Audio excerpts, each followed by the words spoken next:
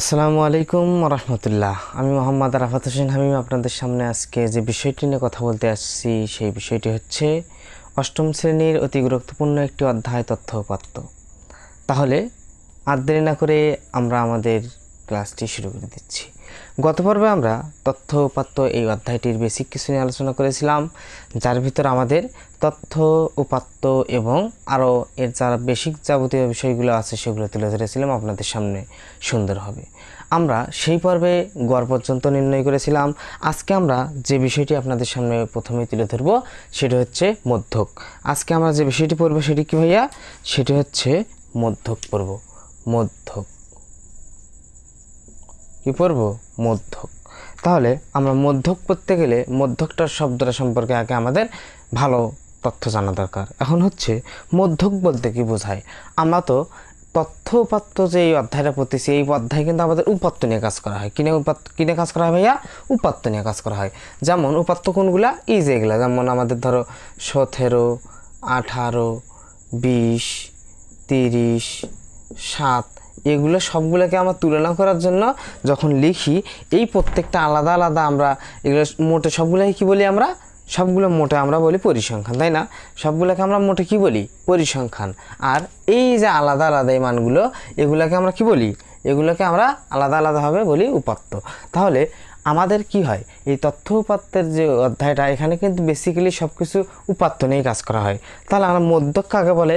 মধ্যক হচ্ছে উপাত্তগুলো, যেগুলো উপাত্ত থাকবে, এই উপাত্তগুলোর ভিতর যে উপাত্তটা ওই উপাত্তগুলোকে অর্থাৎ দুইটা ভাগে সমান দুই ভাগে ভাগ করে, অর্থাৎ মধ্যমা বোঝায়। যেমন দেখেন আমাদের এখানে মধ্যক বলতে কি বোঝায়? তাহলে মধ্যক মানেই মাঝখানে। মধ্যক মানে কি?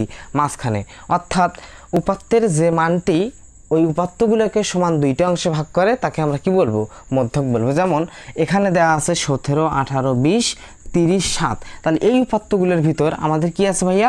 এখানে 17 আছে, সাপোজ এখানে আছে 74, তাহলে 17, তারপরে আছে 18, তাহলে এই পাশে কয়টা রাখলাম আমরা? একটা, দুইটা। এখন 20টা আমরা মাঝখানে রাখছি, এ পাশে কয়টা আছে? একটা, দুইটা। তাহলে মাঝখানে আমাদের কোনটা থাকলো? 20। তাহলে এই যে মাঝখানে থাকলো, দুইটা পার্ট আলাদা আলাদা করলো, এই মাঝখানের মানটাকে আমরা কি বলবো? মধ্যক বলবো। তাহলে আমরা মধ্যক সম্পর্কে আশা করি সুন্দরভাবে বুঝতে পারছি। তাহলে মধ্যক কি ভাইয়া? মধ্যক হচ্ছে উপাত্তগুলোর মানকে ঊর্ধ্বক্রম অথবা অধঃক্রম সাজানোর পর, অর্থাৎ যে মানটা উপাত্তগুলোকে সমান দুইটি ভাগে ভাগ করে তাকে আমরা কি বলবো? মধ্যক বলবো। বুঝতে পারছি? অর্থাৎ মধ্যকই হচ্ছে উপাত্তসমূহের মধ্যমা।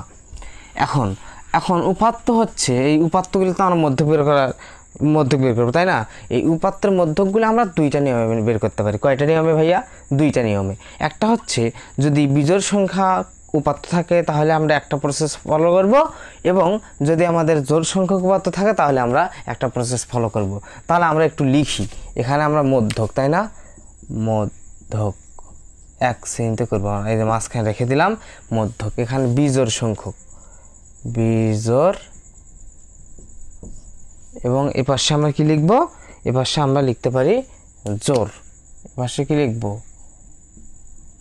জোড়। তাহলে একটা বিজোড় আর একটা কি ভাইয়া? জোড়। তাহলে জোড় আর বিজোড় বলতে কি বোঝায়? অর্থাৎ আমরা বের করব কি? মধ্যক বের করব না। এখন আমরা কিসের মধ্যক বের করব? কিছু উপাত্ত দেওয়া থাকবে, ওই উপাত্তগুলোর মধ্যক বের করব। আমরা গত পর্বে কি আলোচনা করেছিলাম? গড় নির্ণয় করা কিন্তু শিখাইছিলাম। এই গড় নির্ণয় করতে গিয়ে আমাদের কিন্তু যে উপাত্তগুলো দেওয়া থাকে, এই উপাত্তগুলো কিন্তু আমরা সাজিয়ে গুছিয়ে লেখার লাগে না। অর্থাৎ এলোমেলো, বিন্যস্ত অথবা অবিন্যস্ত যেভাবেই থাক, আমরা সেইভাবেই শুধুমাত্র সিরিয়াল অনুযায়ী আমরা কি করেছিলাম, অর্থাৎ যেভাবে আছে ওগুলো সবগুলো উপাত্তকে যোগ করছিলাম। যোগ করে ওই সংখ্যক উপাত্ত দিয়ে ভাগ করার কারণে আমরা যে বের হয়েছি ওটাই আমাদের কি হয়েছিল? গড় বের হয়েছিল।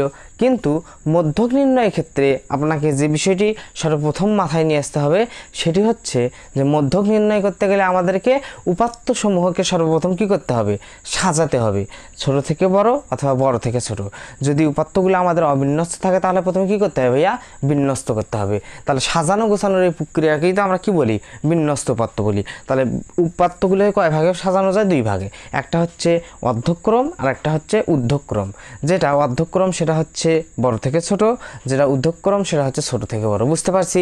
তাহলে আমরা প্রথম যে বিষয়টি সেটি হচ্ছে উপাত্তগুলোর মানকে আমরা কি করব, প্রথমে সাজাবো। উপাত্তগুলোর মানকে আমাদের প্রথমে মধ্যক বের করার জন্য কী করতে হবে, সাজাতে হবে, ছোট থেকে বড় অথবা বড় থেকে ছোট। অর্থাৎ যদি আমাদের অবিন্যস্ত থাকে প্রথমে বিন্যস্ত করে নিতে হবে। এখন তারপর দেখতে হবে উপাত্তের মানগুলো আমাদের, অর্থাৎ যে উপাত্তগুলো আছে এই উপাত্তগুলোর ভিতর আমাদের জোড় সংখ্যক উপাত্ত আছে না বিজোড় সংখ্যক উপাত্ত আছে। জোড় সংখ্যক উপাত্তের ক্ষেত্রে আমরা একটা প্রসেস ফলো করব এবং বিজোড় সংখ্যক উপাত্তের ক্ষেত্রে আমরা আরেকটা প্রসেস ফলো করব এখানে। তাহলে প্রথমে আমরা একটু বিজোড় সংখ্যক দেখি। যেমন এই রকম আমাদের এখানে কিছু দেয়া আছে, মনে করো 5, 8, 7, 9, 10, 1, 2, 3, 4, 5। আচ্ছা, এখানে উপাত্ত সংখ্যা কয়টা ভাইয়া একটু খেয়াল রাখবেন। দেখেন এখানে আছে 1টা, 2টা, 3টা, 4টা, 5টা। তাহলে আমরা বোর্ডে দেখতে পাচ্ছি যে আমার যে পাশে বিজোড় লিখছি সেই পাশে আমাদের উপাত্ত সংখ্যা কয়টা ভাইয়া, 5টা দেওয়া আছে। এখন 5 কয়টা দেওয়া আছে, উপাত্ত সংখ্যা 5টা দেওয়া আছে। তাহলে উপাত্ত সংখ্যা যে আমাদের 5টা দেওয়া আছে, এই উপাত্ত সংখ্যা 5 আমাদের জোড় না বিজোড়? কি ভাইয়া, জোড় না বিজোড়? অবশ্যই এটা বিজোড় সংখ্যা। তাহলে আমাদের বিজোড়ের ক্ষেত্রে একটা নিয়ম ফলো করতে হবে।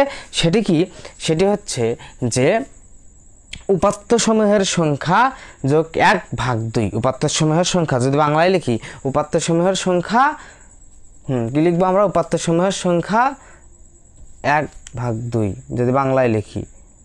মধ্যক, মধ্যক সমান তো সমূহের সংখ্যা যোগ 1/2। কি লিখবো আমরা, উপাত্ত সমূহের সংখ্যা যোগ 1/2। অথবা আমরা যদি একটু সংক্ষেপে লিখতে চাই তাহলে লিখবো n যোগ 1/2, n যোগ 1/2। তাহলে আমরা একটু মানটা বসাই। তাহলে আমরা বাংলায় লিখবো এটা, যদি একটু সংক্ষেপে লিখতে চাই তাহলে আমরা এটা লিখলেই হবে n + 1/2। তাহলে এখানে আমাদের কি উপাত্ত সমূহের সংখ্যা, উপাত্ত সমূহের সংখ্যা বলতে কি বোঝায়, অর্থাৎ যে কয়টাতে আছে 1টা, 2টা, 3টা, 4টা, 5টা, তাহলে 5টা বসাতে হবে। তাহলে আমরা এটা দিয়ে দেখাই, উপাত্ত সমূহের সংখ্যা যোগ 1/2। এখানে লিখতে হবে তম পদ। কি লিখতে হবে ভাইয়া, তম পদ, তম পদ। তাহলে তম পদ, তম পদ। তাহলে আমি লিখলাম। তাহলে n এর মান আমাদের কত, 5, 1, 2, 3, 4, 5। যেহেতু এখানে 5টা আছে তাহলে আমাদের n এর মান কত ভাইয়া, 5 যোগ 1/2। তাহলে তম পদ, এটা লিখতে হবে তম পদ। তাহলে আমার 5 আর 1 6/2, যদি 6কে আমরা 2 দিয়ে কাটি তাহলে 3, 3তম পদ। তাহলে আমার 3তম পদ কোনটা, 1, 2, 3। এটা হচ্ছে আমাদের তাহলে কি মধ্যক। বুঝতে পারছি, বোঝাতে পারছি? আশা করি সুন্দরভাবে বুঝতে পারছেন আপনি। তাহলে একটু খেয়াল রাখবেন। দেখেন আমরা বিজোড়ের ক্ষেত্রে মধ্যক নির্ণয় করতে চাই না, আর আমরা মধ্যক কার কার নির্ণয় করব, যে উপাত্ত কিছু দেওয়া থাকবে এই উপাত্তগুলো আমাদের মধ্যক বের করতে হবে। এখন আমি প্রথমেই বলছিলাম যে উপাত্তগুলো মধ্যক বের করার জন্য আমরা 2টা প্রসেস ফলো করব, 2টা নিয়ম ফলো করব। সেটি হচ্ছে জোড়ের ক্ষেত্রে একটা করব, বিজোড়ের ক্ষেত্রে একটা করব।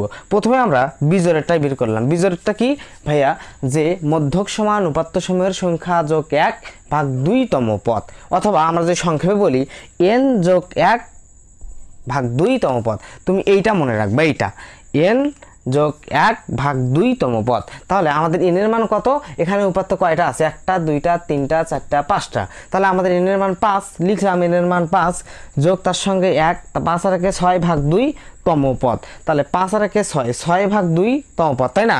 তাহলে 6কে যদি আমরা 2 দিয়ে ভাগ করি তাহলে 3 পাই। তাহলে এই 3টা হচ্ছে 3তম পদ। 1তম, 2তম, 3তম। তাহলে 3তম পদ কত আমাদের, 7। তাহলে আমাদের মধ্যক কত হবে ভাইয়া, 7 হবে। বুঝাতে পারছি? বুঝতে পারো না এখনও? বুঝতে পারছি কিন্তু। এখন এটা তো আমরা বের করলাম যদি আমাদের সিকিউ আকারে আসে। তাহলে আমাদের যদি এমসিকিউ আকারে আসে তাহলে তো আমাদের একটা সহজ নিয়ম ফলো করতে হবে। কি করব, একটু মাথায় রাখবা, সূত্র কিন্তু আমাদের এইটা ভাইয়া। কয়টা ভাইয়া, এইটা। তাহলে এমসিকিউ যদি সলভ করি তাহলে যদি আমরা এইটা লিখি, এই প্রসেসটা লিখতে গেলে কিন্তু আমাদের অনেক সময় লাগবে। সো আমাদের এমসিকিউ যেটা 1 মিনিট সময় আমাদের ধরে নিতে হবে যে 10 সেকেন্ডের ভিতরে আমরা অ্যান্সার বের করব। তাহলে আমরা কি করব, এখানে একটু খেয়াল রাখবেন। দেখেন আমাদের সূত্রটা কি ছিল, n যোগ 1 ভাগ 2, তাই না? এখানে তাহলে আমরা n এর মান কত ধরছিলাম 5, তাহলে n এর মান যদি আমরা 5 ধরি তাহলে 5 করছিলাম 5টা ছিল, তাই না? 5টা ছিল, আমরা তার সঙ্গে 1 যোগ করছি অর্থাৎ 6টা, 6কে ভাগ করছিলাম 2 দিয়ে, তাহলে 2 দিয়ে ভাগ করলে আমাদের 6কে 3তম পদ অর্থাৎ 3তম পদ। এখন একটু খেয়াল রাখবেন, দেখেন আমরা ছিল 5টা ধরে নিছি 6টা হবে, এই 6টাই হয়েছে তো নাকি? শেষেরটা দেখেন 6টা হয়েছে, ভাগ করছি কততে 2তে, তাহলে আমাদের খেয়াল রাখতে হবে যদি আমাদের 9টা থাকে কি করব আমরা ধরবো 10টা, মনে মনে ধরবো কয়টা 10টা, 10 কত দিয়ে ভাগ করবো 2 দিয়ে ভাগ করবো, তাহলে আমাদের কয়তম পদ 10 যদি আমরা 2 দিয়ে ভাগ করি তাহলে আমরা 5তম পদ পাবো অবশ্যই। তাহলে 5তম পদটা তুমি শুধু গুণে বলে দেবে এটাই 5তম পদ আর এটাই মধ্যক, বোঝাতে পারছি? দেখেন যদি তাহলে আমাদের 21তম পদ হয়, 21টা থাকে, সাপোজ আমাদের 21টা আছে এখানে উপাত্ত, তাহলে আমরা বিজোড়, এটা বিজোড়ও তো বিজোড়, 21টা বিজোড় না, তাহলে আমরা কী করবো 21টা উপাত্ত থাকলে আমরা মনে মনে ধরে নেব 22টা আছে, তাহলে 22কে আমরা কত দিয়ে ভাগ করবো 2 দিয়ে ভাগ করবো, একদমই যেটা ধরবা, কারণ এই যে যোগ 1 করলে কিন্তু এটাই হবে, যদি আমরা 21 বসাই 21 আর 1 22ই হবে, তুমি একবারে 22 মনে মনে ধরে নিবা, 21টা আছে না, তাহলে তুমি একবার কত ধরে নিবা 22 ধরে নিবা, তুমি যদি 22 ধরে নাও তাক 2 দিয়ে ভাগ করলে কত পাবা 11 পাবা, 11 নম্বর পদটা তুমি একদম এরকম করে করবে 1 2 3 4 এরকম 11 নম্বর পদ যেটা হবে ওটাই তোমার মধ্যক। বোঝাতে পারছি? বিজোড়ের নিয়মটা বোঝাতে পারছি? আসলেই বুঝতে পারো নাই? এটা হচ্ছে আমাদের কি বিজোড়ের যে নিয়মটা ছিল এটা বের করার নিয়ম। এখন আমরা যেটা শিখবো সেটি হচ্ছে জোড়ের ক্ষেত্রে আমাদের কি করতে হবে, জোড়ের ক্ষেত্রে আমাদের যে মধ্যকটা আছে সেটা আমরা কিভাবে বের করব। তাহলে এখানে আমরা কিছু এক্সাম্পল দিই, যেমন 2 5 2 5 7 11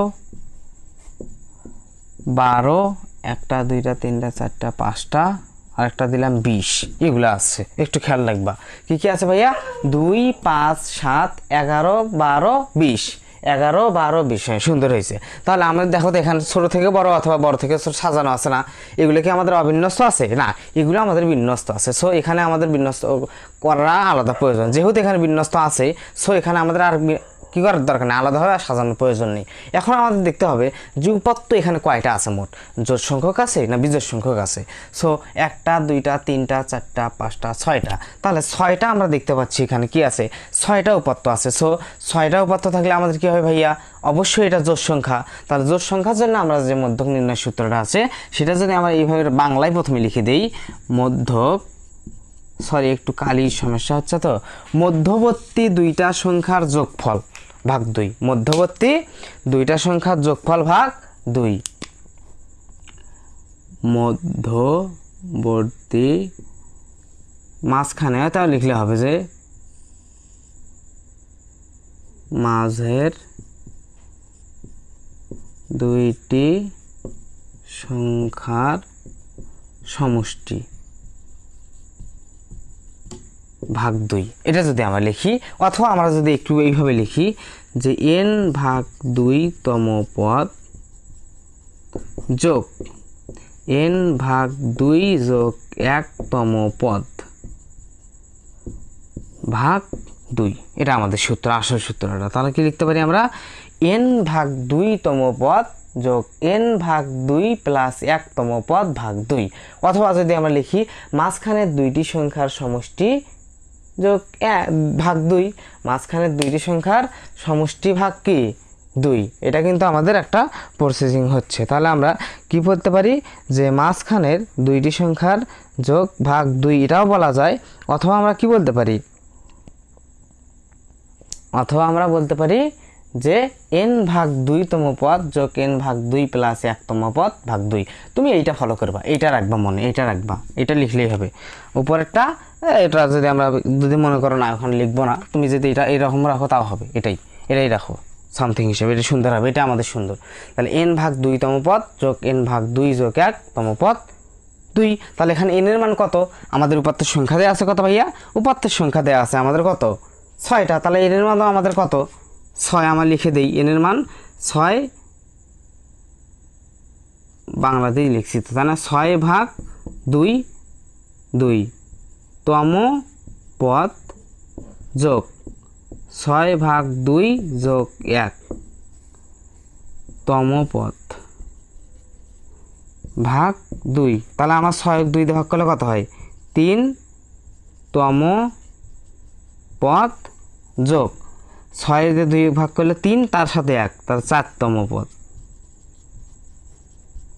ভাগ 2। তার মানে আমাদের এখানে 3তম পদ এবং 4তম পদটা যোগ করতে হবে। এই লাইনটাই আমরা এই পাশে নিয়ে আসতেছি। 3তম পদ কোনটা? প্রথম, দ্বিতীয়, তৃতীয়। তাহলে 3তম পদ কত? 7। 4তম পদ কত? এইটা 11 প্লাস 11 ভাগ 2 কত হয় ভাইয়া? 7 আর 11 কত হয়? 7 আর 11 হয় 18 ভাগ 2। 18কে ভাগ করলে আমরা 9। তাহলে এটাই আমাদের কি অ্যান্সার। বুঝতে পারছি? বুঝাতে পারছি? তাহলে আমাদের জোড় সংখ্যক হলে n ভাগ 2তম পদ যোগ n ভাগ 2তম যোগ প্লাস 1তম পদ ভাগ 2। তাহলে আমরা এটা বসাইলাম, n এর মান 6, 6 ভাগ 2 অর্থাৎ 1টা 2টা 3টা 4টা 5টা 6টা আছে, যার কারণে 6 ভাগ 2তম পদ 6 ভাগ 2 যোগ 1তম পদ অর্থাৎ 3তম পদ এবং 4তম পদ ভাগ 2 অর্থাৎ 3তম পদ কত? 7, 4তম পদ কত? 11। এই দুইটা যোগ করে আমরা 2 দিয়ে ভাগ করলাম। 11 এর সাথে হয় 18, 18কে 2 দিয়ে ভাগ করলে হয় 9, অর্থাৎ আমাদের মধ্যক কত? 9। আশা করি আপনারা ক্লাসটা অনেক সুন্দরভাবে উপভোগ করতে পারছেন। আর পরবর্তী ভিডিও পেতে আমাদের চ্যানেলটি অবশ্যই আপনি সাবস্ক্রাইব করে রাখবেন। আর যদি সাবস্ক্রাইব করে রাখেন আপনাকে অসংখ্য ধন্যবাদ। আর পরবর্তী ভিডিও পর্যন্ত আপনারা সকলে সুস্থ থাকবেন, ভালো থাকবেন। খোদা হাফেজ। আসসালামু আলাইকুম ওয়া রাহমাতুল্লাহ।